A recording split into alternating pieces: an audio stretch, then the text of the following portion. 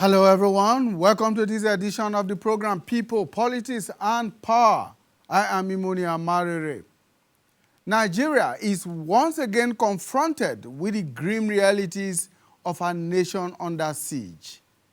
In the space of just days, the country has witnessed a troubling escalation of violence across multiple fronts. Each incident a stark reminder that insecurity remains one of the most urgent threats to our collective existence. Reports reaching us say at least 50 students were abducted from St. Mary's Catholic Secondary School in Papiri in Agwara local government area of Niger State in the early hours of this Friday. The latest abduction is coming just days after 26 schoolgirls were abducted from their school in Danko Wasagu in neighboring Kebbi State by terrorists. These incidents have reopened fresh wounds and fears about the safety of our children, the sanctity of our learning spaces, and the resilience of communities already stretched by years of insecurity. Their abduction echoes a painful history that Nigerians hope never to relive. In Eruku, Kwara State, worshippers at a CAC church came under deadly attack, turning a sanctuary of peace into a theater of terror. This assault on innocent citizens in a place of worship once again exposes the widening reach of armed groups and the shrinking sense of safety in spaces that should be sacred. In Sokoto State, bandits attacked Kurawa village, killing 2 and abducting 15 persons, including nursing mothers, their babies, and some teenagers. And in Borno, the ambush and killing of soldiers, among them a senior military officer, a general, by ISWAP's insurgents, is a devastating blow to Nigeria's armed forces. It underscores the evolving sophistication and the boldness of extremist groups and raises deeper questions about the country's counter-terrorism strategy, intelligence coordination, and operational readiness. Together, these incidents and many more in Niger, Katsina, Kaduna, and Zamfara states paint a sobering picture. From classrooms to churches to mosques to the front lines, insecurity is tightening its grip, testing the resolve of citizens and the capacity of the state. Today on the program, we will examine what these attacks mean for national security, for governance and the future of peace and stability in Nigeria, and what must urgently change to stem this dangerous tide. I'm joined in the studio right here in Abuja by Mr. Gbenro Olajuigbe. Mr. Olajuigbe is the Executive Director, Emergency Risk Alert. Thank you so much for joining us, It's a pleasure. Olajuigbe. Thank you. We are joined virtually by Dr. Yahuza Gesso. Dr. Gesso is a security consultant, intelligence researcher, and a community development advocate. Thank you so much, Dr. Yahuza Gesso, for joining us. Thank you for having me. Great. And we are also joined from Benin Kebbi, the Kebbi State capital, by Mr. Yakubu Ahmed Benin Kebbi. He is the Commissioner for Information, Kebbi State. Thank you, Mr. Ahmed, for joining us. All right, we expect Mr. Ahmed to join us in a short while. But let's begin this way, Dr. Gesso. Let's begin with the very latest news that is hitting us now, which is the abduction of about 50 students from a secondary school in Niger State. As we understand, that private school is in a border town between Niger and Kebbi State. What's your take on this development just a few hours ago? Good afternoon, Mr. Amarere, and our listeners. Um, I first of all must to commend the President of the Federal Republic of Nigeria, President Bola Ahmed Tinubu, for his bold action for canceling his trip in the course of concern on the security challenges in the nation. I must also commend the Senate and the National Assembly for their clarion call for the need to recruit 100 additional soldiers, so the military, so that to add to the number we have as a concern to fighting insecurity. I must also commend the President of the Republic of Nigeria for sending the minister to relocate, even though it may not make any much useful impact. Even also it can make otherwise. There are things I will not discuss on the media, but I believe it has its own impact in so doing. However, I condemn in totality the activities of the rascals, the activities of the bandits, the activities of the kidnappers, the activity of the economic and political saboteurs, the activity of technical operators who are working hard day and night to sabotage the efforts being made by the government in the pursuit of delivering the security and safety in the country. Yes, of course.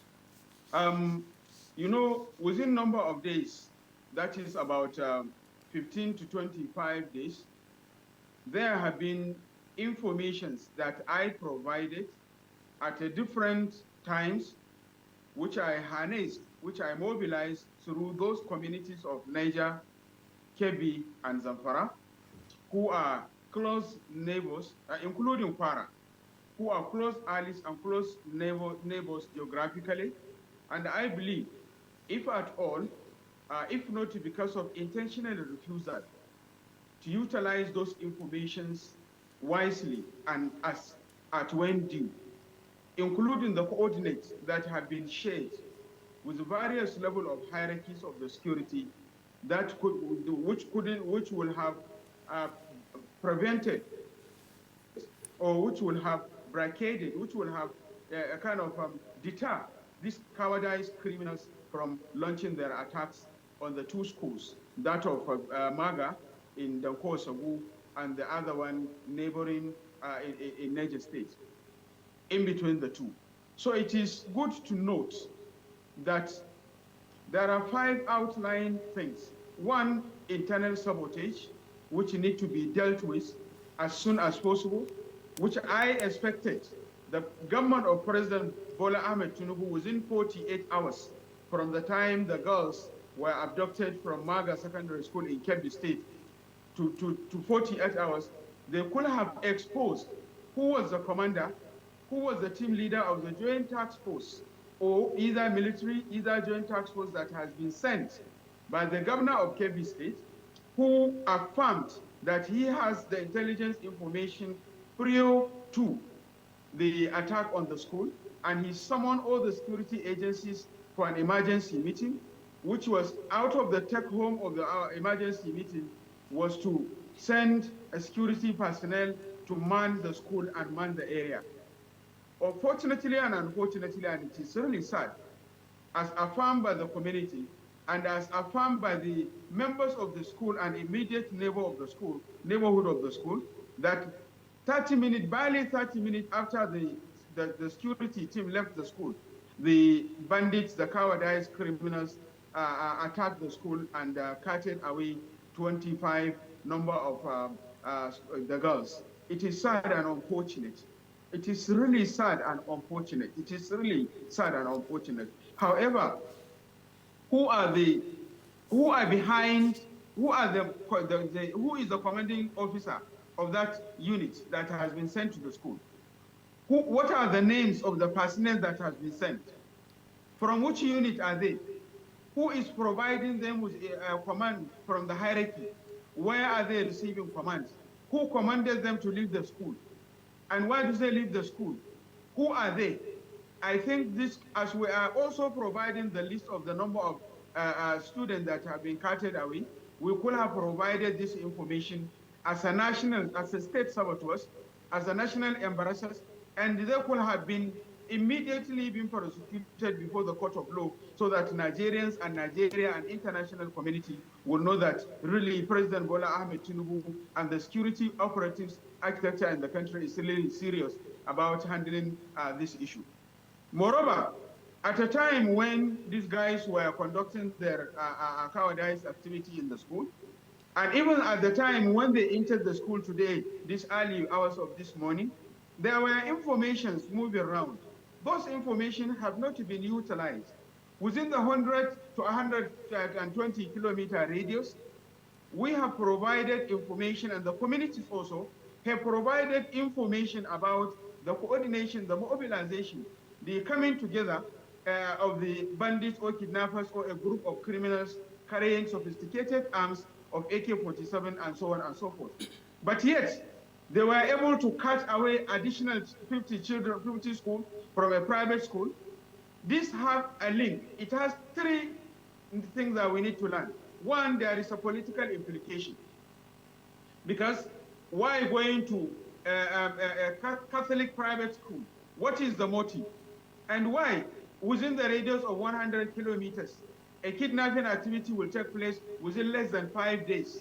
And yet, government is not doing anything, or government have not done anything. Where is our Air Force? Who is manning our airspace? What is really happening? And where are the land army? Where is the land army? Where are the joint task force that have been operating within that radius?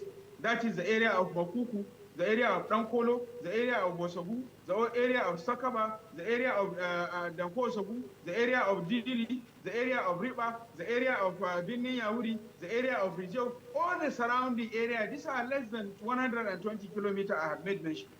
I know all the villages. I know all the hard, difficult terrain if there may be around that area. But as far as I'm concerned, there is nothing difficult terrain around that area. Only that there is negligence, there is sabotage, there is compromise, there is government weakness for its inability to handle those who are found wanting. Immediately, that could have served as a deterrence for others to take lessons out of it. Dr. Gesso, Dr. Gesso, we'll get back to all of that. You have put a lot on the table for us to chew. Let me bring in Mr. Olaju Igbe at this point in time. Help us to understand what is actually happening. He has said so many things, that there are very many implications, political, religious, and what have you. Why is it happening at this time? At a time, at a time when the United States government is crying foul that there is genocide in Nigeria, all of a sudden there is a spike in mass abductions. First, it was 26 students in Kebbi. 2 of them escaped. And just last night, in fact, in the early hours of this morning, 50 students from a Catholic private school in Niger State. Why now? Yeah. Let me state expressly that it's unfortunate that we have this incident falling on one another. But then it should be expected. It should be expected in the sense that even the terrorists, they understand the mood of the time. In terms of, he said political, what is going on in our political space? One, politicking, reckless outward outshow of dedication to politics while governance is abandoned. So, of course, it connotes the signal of weakness to them. Secondly, they are not ignorant of the warning of the President of the United States, and they know the consequence. So, inevitably, when such communication is made by somebody as powerful as the President of America, the terrorists will reason, how do we shield ourselves in case these people want to attack us? So don't be surprised that those people they are taking, the children and others, they want to use them as shield. Human shield? Human shield. Human shield. So it shouldn't be difficult for our intelligence to begin to unravel this. And it's frustrating when you are in a country that people don't know the meaning of intelligence. They think it's gathering, harvesting information and everything without doing the necessary communication. For example, the two incidents in Nemaga, which unfortunately now for us is the acronym of Trump's campaign. There was no shortage of intelligence for warning of possible attack. Even the same thing in Niger State. Yes. In Niger State, the same thing. Threats were issued. When you gather intelligence, who should know? Number one, the most critical people that should know when you gather intelligence. In fact, the first people that should know, you might not give them all the situation, is one, the population at risk. I mean the commissioner. You are not going to communicate intelligence to them in a level that will heighten their fears, but in a level that will assure them and the necessity of their cooperation so that we can ward off possible attack. That is, you have to go do crash training for communities that are at risk. These are the things. You might not even expressly tell them so that they will prepare. It won't take them by surprise. It's not we begin to hoard that we have intelligence, you hoard it, you do nothing about it. Look, intelligence without activation of action will lead into disaster. And that is what we are getting now. No communication with, of course, you saw the other day expressly on those states when communicating the DSS information, they even pinpointed the communities, Okiagbe, Onyi, Datasis, and everything. But were the community carried along? Look, that is what happens everywhere, where you see that people frustrate terror attack. Population at risk must know. Secondly, those who have responsibility to respond, are they aware? Are they prepared? Why population at risk should know is that they must know who to communicate to. If you ask them, okay, if you see this sign, strange movement and everything, who did they communicate to? It's not so going there's to no be synergy. What you're saying is that there's no synergy between the local communities and even the responding authorities, yes, like the military, like the police, like those in the town. For example, if it's in a place like Niger State now, you need to have a hub, a security communication hub, where people will be able to communicate. Of course, something like, let me just put it the way it should be put, early warning system, where people will harvest that information and have capacity to send alert, train on how to send alert to those who have responsibility to respond.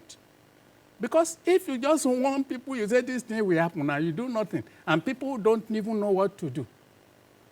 And we don't appreciate the severity of this responsibility in our security sector, even in the governance sector.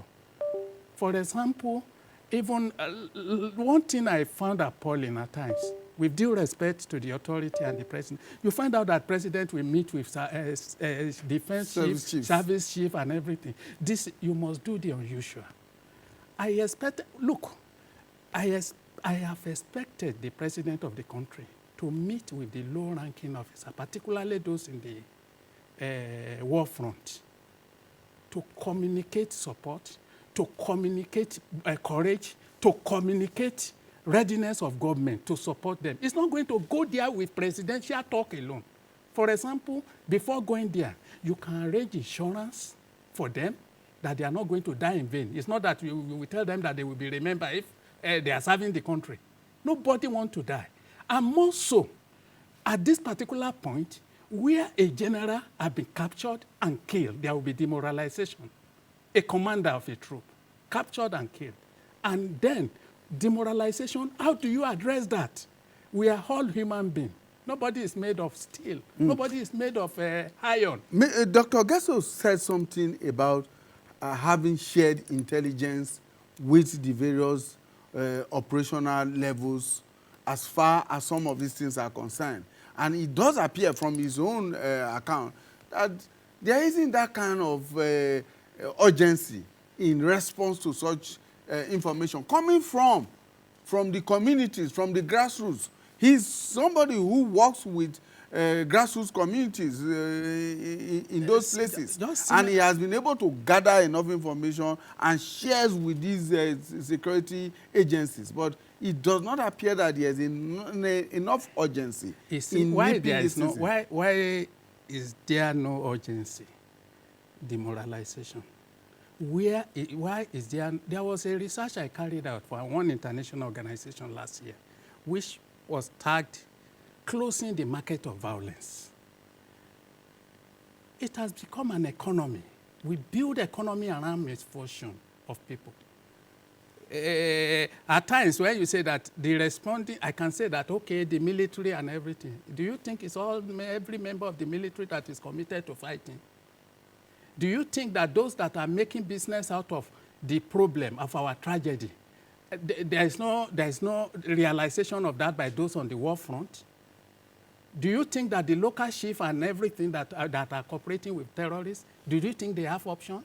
Those are the issues that we should address. So there's a war, a thriving war economy. A thriving war economy. We must accept that. For example, at times when I just look at governor, they say that they dethrone some chiefs because they are conniving with terrorists. Look, there is what you call power relation. If you lack capacity to protect people and to prevent attack, who do you think communities will defer to? Is it the state or those that they feel that have gone and that could do anything? Those that are taxing them and everything. And they are forced to give them information. That is why I'm saying that there is enough work to do in terms of communication with the community, in terms of boosting the morale of the military, in terms of rejigging the security architecture itself. Okay. In terms, and we must not lose the sight. You asked a question which is critical. I've answered it. But for the sake of emphasis, the terrorists know that it's possible for America to strike. The time might not be known. They will, as many as they can kidnap now, they want to use them for human shit. Are you saying that we should expect more? No, it's very going to, that is what I'm telling the government to be prepared and to stop a lot of things. There are a lot of missteps in this administration that I have seen.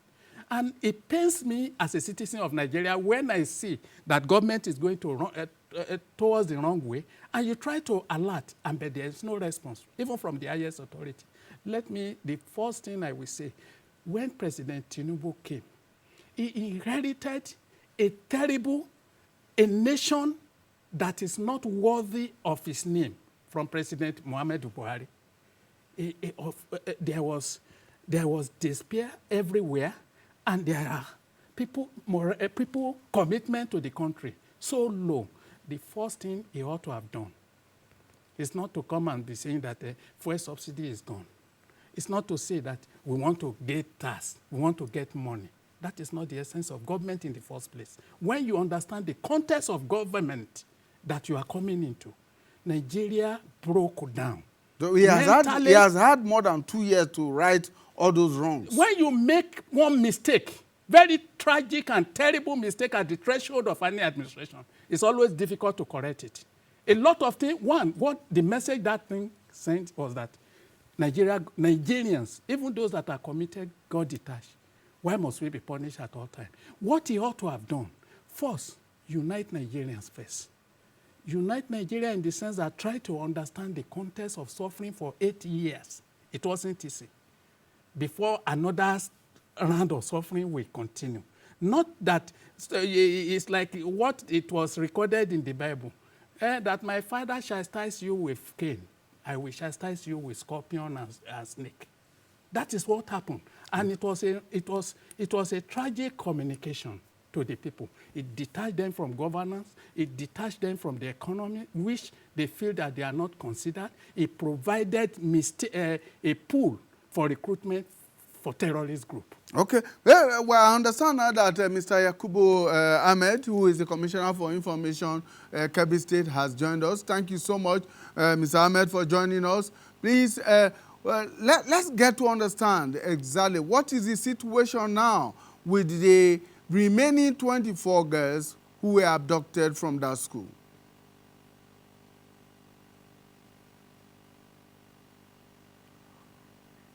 Mr. Ahmed, you need to unmute your microphone so that we can hear you back here in the studio. If you have unmuted, please go ahead. Unmute your microphone so that we can hear you. Can you hear me now? Yes, we can hear you now. Okay, good morning. Repeat your question, please. Yes, I was asking you what the situation is now. 26 girls were abducted, 2 escaped, so we have 24 still missing. What is the situation at the moment?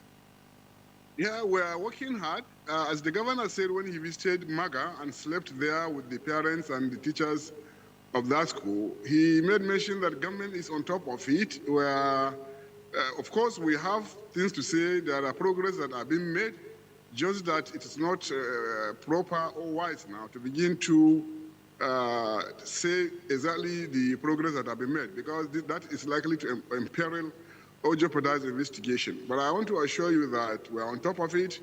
There are progresses that have been made, and hopefully in the next couple of days we'll be able to free the girls, hopefully. Now, do you see any connection between the MAGA abduction and the Papiri abduction of early this morning? Because we understand that they are within 100 miles radius of each other. In fact, they are border towns. Yeah, personally, I see a very big connection with it. Let me say this. This abduction of late, the upsurge of it, especially of girls' schools, is not a one-off thing. It's an organized thing by the hierarchy of the bandits. As you know, this has become lucrative business to these criminals. And they are studying the situation. The MAGA issue, if you connect it with the one in Niger that happened yesterday night, there's no way that you can disconnect the two. They are related. And if you ask me, I'll even say that it is coming from virtually the same set of criminals. That is to say that because MAGA, especially Danko Wasagu, is about the biggest local government area in Kebbi State. It borders Niger, Zamfara, and even Sokoto State, I think. It is within the same regions. And that is to say, it's an organized thing. Until we wake up, honestly speaking, and begin to take matters of this banditry very seriously, we are likely to lose it completely. Honestly, that is my personal view. But for the Kebbi State government, I would like to assure you, because Governor Nasir Arongondu has also made mention of the fact that intelligence came in prior to the abduction of the girls in Maga. He called a security meeting. That security meeting, as a result of the report he has received from the DSS, I want to say a big thank you to the DSS. They seems to be they are very level-based. When the intelligence was received, he called naturally a security council, a security meeting, and it was out of that security meeting that there was this advice to deploy very well-armed security group soldiers to the school to guide it. And as he has said, the soldiers were sent there, but they left at night, 45 minutes after the abduction took place. That is to say, number one, we have lapses in our security situation. Number two, we also have share of the blame as civil populace. It is out of the civil populace that we are incubating and giving birth to informers. They are within us. They are with us. That the abduction in Maga and the abduction in Niger State wouldn't have taken place without the contribution and participation of informers who live within the communities. So the responsibility is not just on government and the soldiers themselves. Look, let me tell you something. We have the capacity as a nation to stop these bandits in their tracks before they reach their destinations. We should not be waiting until we should not even be talking of mobilizing soldiers to guard schools. We have the capacity because the fact that intelligence information has been received that they are coming meant that we can stop them before they reach these schools. Until we begin to do that, honestly speaking, this abduction will not stop. We have the capacity, we have the manpower, we have the resources, we have the ability, the intelligence is there. As I was told, the MAGA issue, before the kidnappers reached the school, They passed through some villages, and some villagers even send messages. That was how the intelligence information came. But when you have soldiers not doing their job, when you have people in the communities that are informers, when we are completely, look, until we take this matter very seriously, honestly speaking, this has become lucrative business for all manner of people. The bandits, the civil populace, the security agencies, everybody is complicit in this. And until we realize and stop it, I'm sorry to say, we're likely to lose it, honestly speaking. Mr. Ahmed, everyone appears to be talking about negligence, complicity, and sabotage on so many fronts. And the governor was very angry when this happened because, like you said, there was information shared and the security agencies were alerted and all of that. But was this information shared with the local communities in those places? Were they aware that this kind of thing was likely going to happen? And if they did, what steps did those local communities take? What do you expect the local communities to do, even if they have received the information? What? When we're talking about 100, 200 bandits armed to the teeth, not just with AK-47 rifles, but with anti-aircraft guns.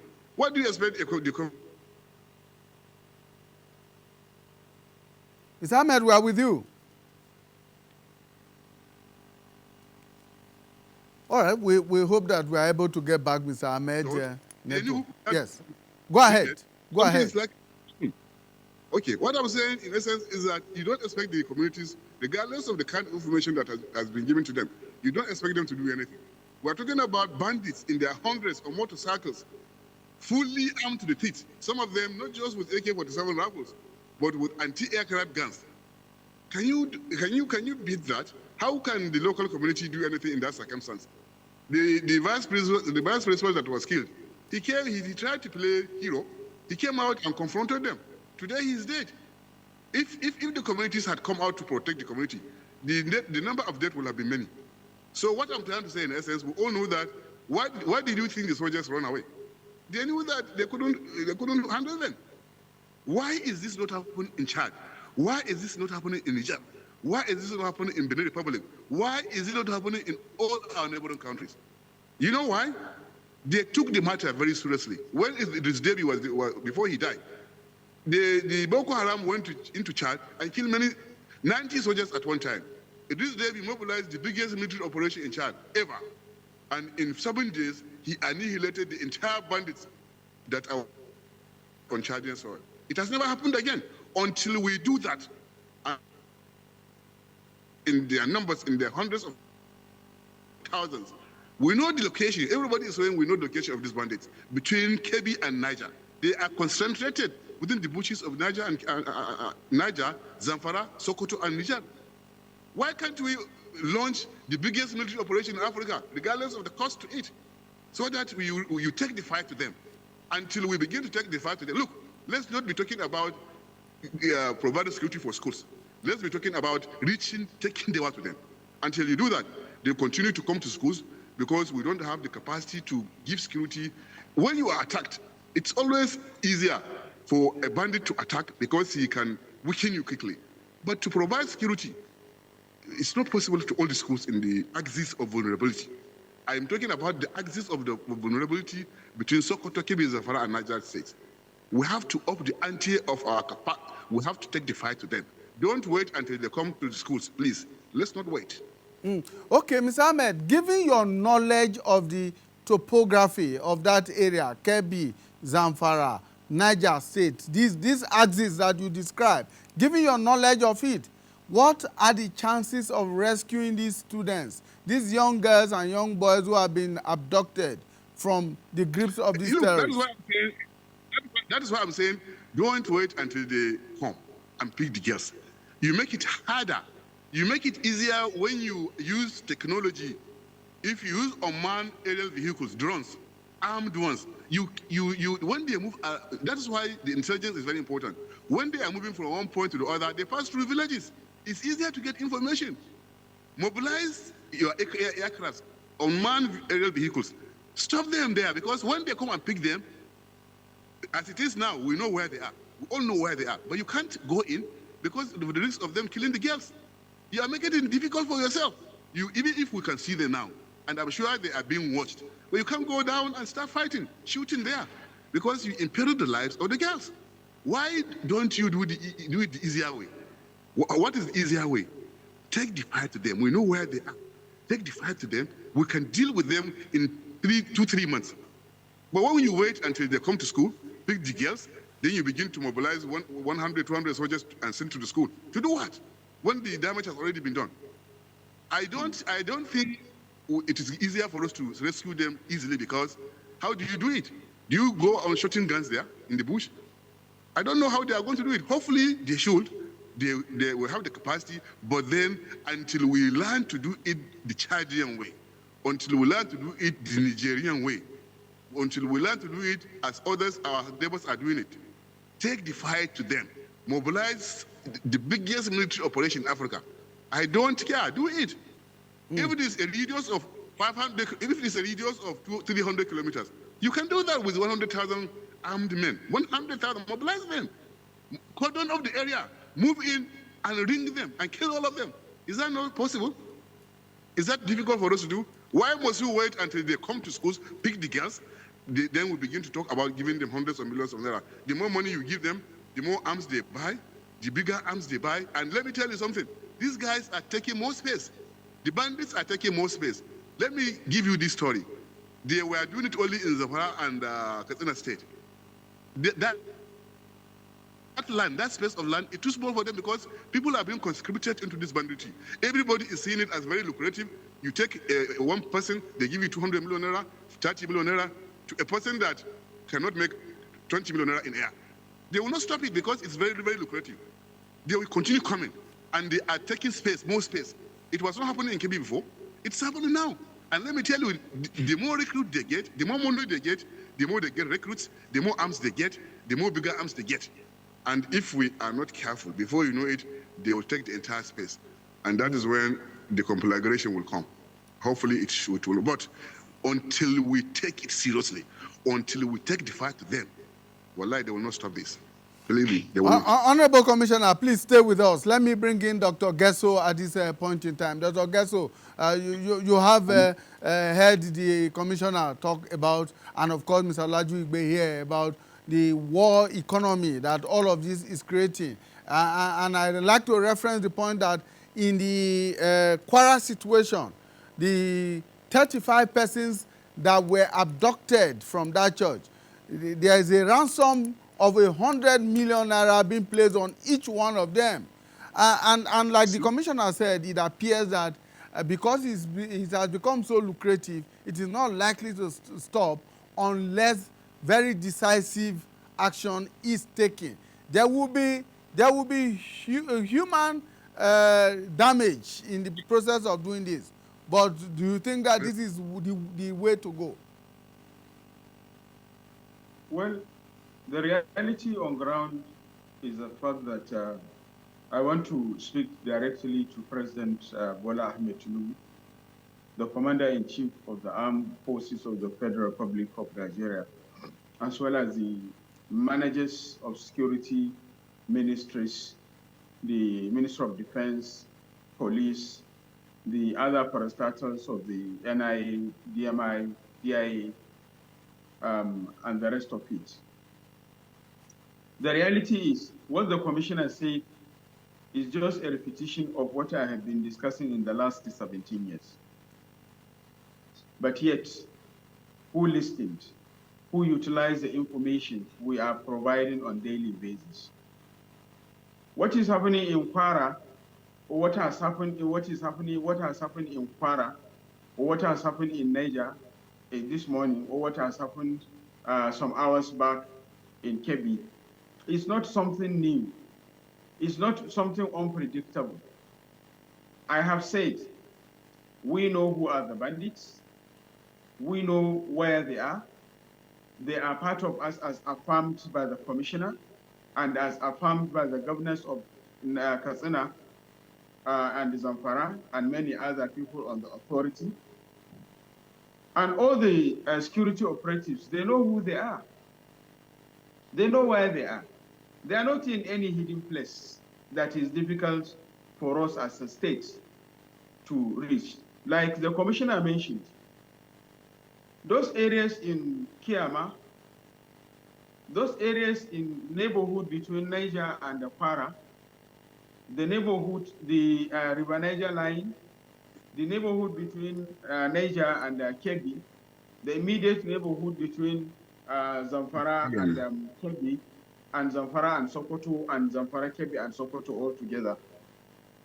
All these are places that are commonly known and they are accessible. And they are not really places that are very difficult to reach. We can profile these criminals by polling unit, by political ward, by local government constituency, by state assembly constituency, and by national assembly constituency and senatorial constituencies. And they are Nigerians, and 99.9% of them are citizens and indigents of those states they are terrorizing. They are not from anywhere. They are not from Kwara. They are not from Niger. They are not from Kebbi. They are not from Sokoto. I mean, they are not from only one state and moving to other states. There are a lot of them who are citizens of Zamfara. There are a lot of them who are citizens of Kebbi. I have said time without number that I have started providing information on this criminality and armed proliferation, especially the AK-47 and other sophisticated arms, since sometimes far back the year 2001. Up to the year 2009 to 2012, when I left the axis of Niger, Sokoto, Kebbi, Zamfara, and Katsina, and moved to other parts of the world, I believe and I know the armed proliferation started very long before. So those activities that happened in Kwara could have been prevented. And up till now, as I'm talking, until and unless we have a serious and responsible government that will sit to its responsibility and look at the issue critically. As far as I'm concerned, up till now, Nigeria as a state refused intentionally to understand by conducting a root cause analysis what are really the issues and how to deal with them. If anybody tell you that we don't have the capacity, we don't have armament, we don't have personnel to manage this situation, I'll look at the person face and tell him, eyeball to eyeball, that you are telling lies. I know we have the capacity, we can do it. Our communities are handcuffed, they're helpless. The information I am gathering, it doesn't mean that my eyes is everywhere, that I have only two eyes and they are moving everywhere. I am mobilizing those information from those communities. I have the network across all this, almost 8,000 of the 774 local governments that we have in the country. Why those opportunities can't be tapped and utilize it wisely? Why can't we, why do we allow compromises?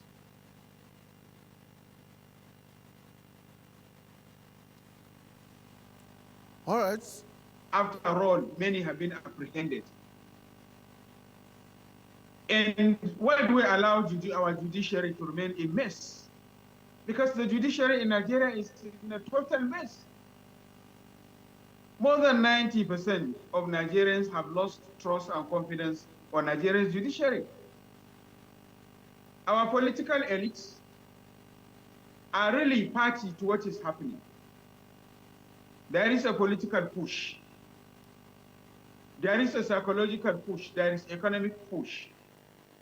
And we must be ready to address those political economic push for us to reach the promise, to drive to the promised land. I believe it must be a kind of all hands must be on deck for us to deliver what we are expected to deliver as a nation. Okay. Dr. Gesso, all the divisional Dr. police Gasso, officers. just a minute, as we are fast running out of time. I'd like to bring you to, you have listened to the commissioner, you have listened to Dr. Gasso. Yeah. What do you think is the way to go at this point in time? The way to go. This is a crisis situation right now. It's a crisis situation. Of course, equivalent of what happened when the CIA director wrote In the Eyes of Storm. So I will say what President Tinubu should immediately do. Now, number one, he should call the meeting of all governors, lay his plan before them. And those plans should include, one, his commitment to resolving the security challenges we are going through. And within that meeting, he should tell them, and he should declare a state of national emergency against insecurity in Nigeria. And what does that mean? It means that he has to resource the military. He has to look at a way, I don't know, how to get technology gadgets that can be used to monitor the country. Secondly, it should ban the issue of any governor, any politician, including the opposition at this particular, within the context of that emergency. This illegal politicking they are doing, that they call decamping and everything, in the law of Nigeria is illegal. You can't begin to conduct political activities when INEC has not directed so. It's frustrating the issue of governance in Nigeria. Secondly, with that type of distraction, what do you think you are communicating to those fighting in the forest? When you appear to be jollying about PDP holding meeting in the context of this crisis, and APC receiving defectors in the context of this crisis, what are you communicating? Everything you do as a government is a communication to what others will do. So you have to understand that. You have to declare this state of emergency. You have to scale up the action. You have to restrict the governor from coming to Abuja, whether to greet you or not. They should stay in their states and begin to look at common agreement plans that you have together that you have explained to them. And now they are going to implement it in their own state. And there must be a report. Every 7 a.m. in the Oval Office, the President of America, it's a tradition. They get information, briefing on security. Progress report, whether outside America, inside America, they get that report. President Tinubu should not travel for 3 months. He should be receiving daily report on daily progress of the war against terror in Nigeria. And I've said it, no political activities. INEC has not, they should stop that and stop distracting Nigeria. And also, he should remember that his sources, that if he ends insurgency in Nigeria without getting second term, that is enough for history to remind him all through his life. He should forget about second term, and more importantly, he should seek help. He should contact the President Trump. What he has thrown on the table is not a war against Nigeria. It's a war against those killing Nigeria. It doesn't matter the nomenclature that has been given to it. Albeit, even within the generalized conflict, is there no genocide? As described by Geneva Convention, there's genocide. Additional Protocol of 1977, there's genocide. Law of armed conflict, there's genocide. Let us not forget about argument. Let us unite together and fight these urges of violence that have taken the country by the jugular. We should seek external help if it becomes necessary. All right, Mr. Ahmed, your final word here, very quickly. Yeah, I would rather call, because this thing has happened, everybody, all Nigerians are concerned. I think those who are trying to politicize it must understand that it is a national problem. What we require from Nigerians is continuous prayer. Prayer for government at the federal level, prayer for our government and governor here that is doing all that is necessary in order to assist the security forces to prevail on these bandits. And we also require the cooperation of all and sundry. This thing has happened and is happening elsewhere other than Kebbi or Niger State. It's like it's a national problem. It concerns all Nigerians. It is important we understand that together we can win. But if we allow some distractions like politicization to come in, there is likely going to be a problem along the way. All right. We believe we're addressing it, as Nigerians, and inshallah we will prevail at the end of the day. That's our hope here. Thank you so much, Mr. Ahmed. Dr. Gesso, Dr. Gesso, in 60 seconds, please, would you give us your last word here? What you think should be done immediately? Right now in Kebbi State, we are waiting the arrival of the Minister of State Defense, who has been sent by the President to come and stay with us in order to continue to do what is necessary to free these girls. We are right now waiting for his arrival, and as soon as he comes, we are going to go into meetings to also see how together we can join hands in order to solve this problem once and for all. Thank you very much. Thank you so much, Mr. Yakubu Ahmed. He is the Commissioner for Information of Kebbi State. Dr. Gesso, in 60 seconds, quickly, what do you think needs to be done immediately? Immediately. Sincerity in purpose. We have all the ingredients, but to have the sincerity in purpose. Once we can have the sincerity in purpose, everything could be achieved. And we must be ready to fight corruption squarely. And we must reach out to where these guys are. We know them, we know who they are, we know where they are. They are not in any hidden place. And their capacity is not above the capacity of the state. So the state is not sincere and honest. So there is need to drive towards sincerity in purpose. Simple.